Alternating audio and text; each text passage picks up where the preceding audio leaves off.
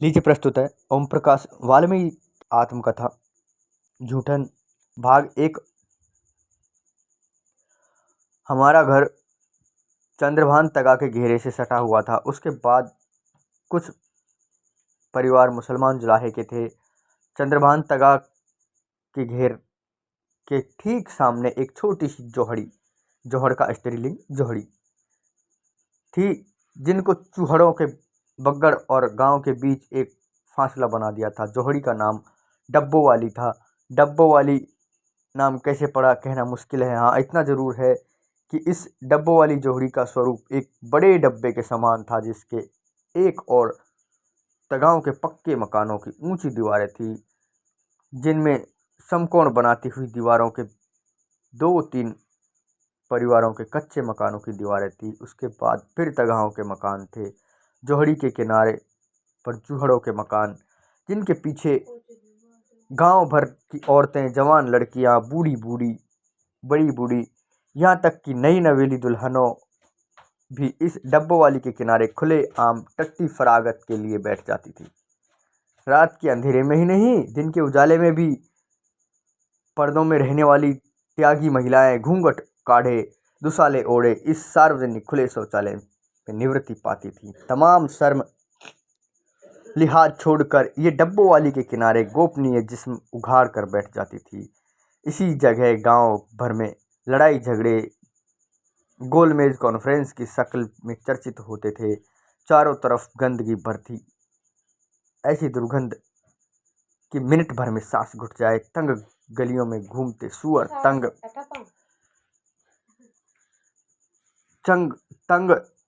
धंगड़ बच्चे, कुत्ते, रोजमर्रा के झगड़े, बस यह था वातावरण जिनमें बचपन बीता। इस माहौल में यदि वर्ण व्यवस्था को आदर्श व्यवस्था कहने वालों को 2-4 दिन रहना पड़ जाए तो उनकी राय बदल जाएगी।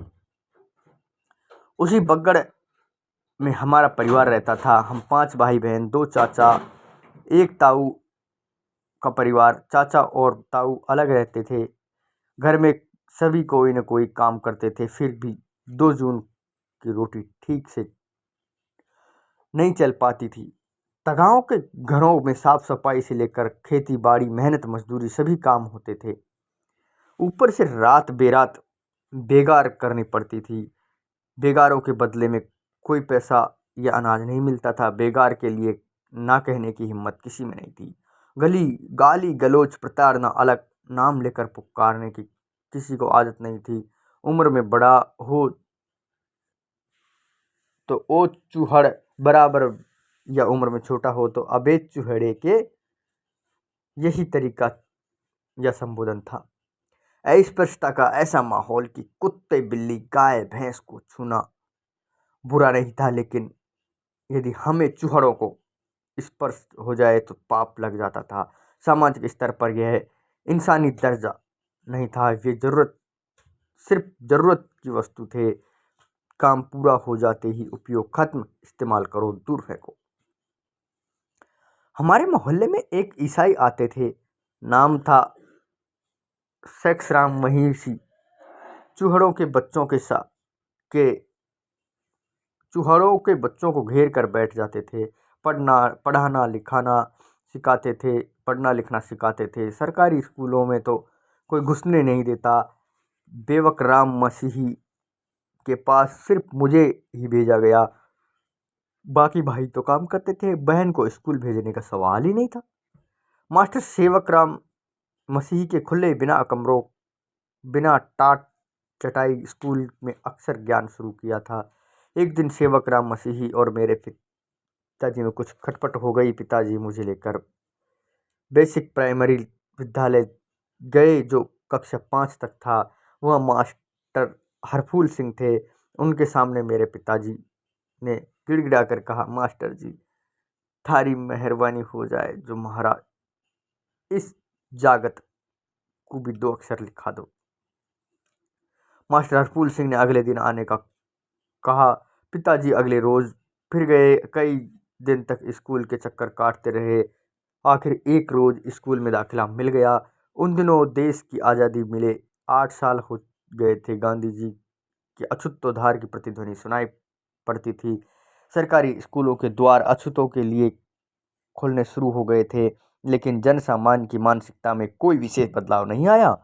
स्कूलों में दूसरों से दूर बैठना पड़ता था, वह भी जब जमीन पर अपने बैठने की जगह तो आते आते चटाई छोटी पड़ जाती थी। कभी कभी तो एकदम पीछे दरवाजे के पास बैठना पड़ता था, जहाँ कोई बोर्ड पर लिखे अक्षर धुंधले पड़ते थे। त्यागियों के बच्चे चूहड़े का कहकर चिढ़ाते थे, कभी कभी बिना कारण पिटाई भी कर देते थे। एक अजीब सी यातनापूर्ण जिंदगी थी मुझ जिससे मुझे अंतर्मुखी और चिड़चिड़ा तुकमिजाजी बना दिया। स्कूल में प्यास लगे तो हैंडपंप के पास खड़े रहकर भी किसी के आने का इंतजार करना पड़ता था। हैंडपंप छूने पर बावला बवेला हो जाता था। बवेला का मतलब है बवाल। लड़के तो पीटते ही थे, मास्टर लोग भी हैंडपंप छूने पर सजा देते थे। तरह तरह के हथकंडे अपनाए जाते थे ताकि मैं स्कूल छोड़कर भाग जाऊं और मैं भी उन्हीं कामों में लग जाऊं जिनके लिए मेरा जन्म हुआ था। उनके अनुसार स्कूल आना मेरा अधिकार नहीं, मेरे अधिकार की चेष्टा थी। मेरे अनाधिकार चेष्टा थी स्कूल आना।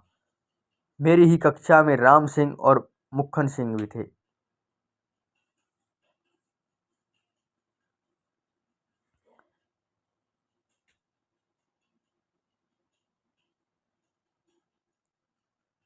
मेरी ही कक्षा में राम सिंह और सुखन सिंह थे। राम सिंह जाति के चमार थे, सुखन सिंह झिंवर। राम सिंह के पिताजी और माँ खेती मजदूरी करते थे। सुखन सिंह के पिताजी इंटर कॉलेज में चपरासी थे। इस तीनों हम तीनों साथ साथ पढ़े बड़े हुए, बचपन में खट्टे मीठे अनुभव समेटे थे। तीनों पढ़ने में हमेशा आगे रहे, लेकिन जाति का छोटापन एकदम कदम कदम पर साथ चलता रहा। बरला गांव में कुछ मुसलमान त्यागी भी थे। त्यागियों को भी तगा कहते थे। मुसलमान तगाओं का व्यवहार भी हिंदुओं जैसा ही था। कभी कोई अच्छा साफ सुथरा कपड़ा पहनकर यदि निकले तो फब्बियाँ सुनने को पड़ती थी। ऐसी फब्बियाँ जो मुझे तीर की तरह भीतर चुभ जाती थी। ऐसा हमेशा होता था। साफ सुथरे कपड़े पहनकर कक्षाओं में जाओ तो लड़के कहते, अबे चूहड़े के नए कपड़े पहन कर आया है। मैले पुराने कपड़े पहनकर स्कूल जाओ तो कहते थे, अबे चूहड़े के दूर दूर हट, बदबू आती है। अजीब हालात थे ये। दोनों ही स्थितियों में अपमानित होना पड़ता था। चौथी कक्षा में थे। हेडमास्टर विशंबर सिंह की जगह कल्लीराम आ गए थे। तो ये दृश्य बदल गया और घटना बदल जाती है यहाँ पर। फिलहाल में आपका इसमें परिचयात्मक एक भाग खत्म हो चुका है। तो ये था ओम प्रकाश वाल्मीकि जी की लिखी आत्मकथा जूठन का भाग 1